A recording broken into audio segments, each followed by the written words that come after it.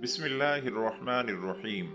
एक शख्स इब्राहीम बिन अदहम रहमतुल्लाह अलैह से बहस कर रहा था कि बरकत नाम की कोई चीज़ नहीं होती। इब्राहीम बिन अदहम रहमतुल्लाह अलैह ने कहा, तुमने कुत्ते और बकरियां देखी हैं? वो शख्स बोला, हाँ। इब्राहीम बिन अदहम रहमतुल्लाह अलैह बोले, सबसे ज़्यादा बच्चे कौन जनता है, कुत्ते या बकरी? वो बोला, कुत्ते। इब्राहीम बिन अदम रहमतुल्लाह अलैह बोले, तुमको बकरियां ज्यादा नजर आती हैं या कुत्ते? वो बोला, बकरियां।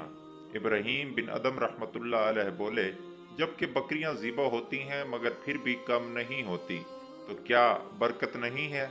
इसी का नाम बरकत है।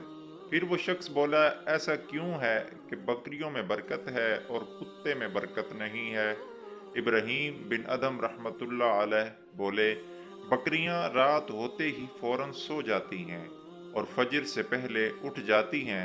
ये नज़ूल रहमत का वक्त होता है, लिहाजा उनमें बरकत हासिल होती है। और कुत्ते जो हैं वो रात भर भौंकते रहते हैं और फजर के करीब सो जाते हैं, लिहाजा रहमत और बरकत से महरूम हो जाते हैं।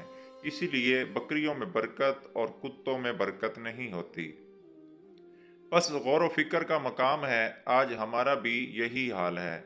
हम अपनी रातों को फजूलियात में गुजारते हैं और वक्त नज़ूल रहमत सो जाते हैं।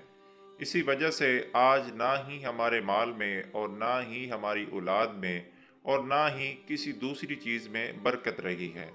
दोस्तों, दुआ है अल्लाह पाक हम सबको तौफीक दे।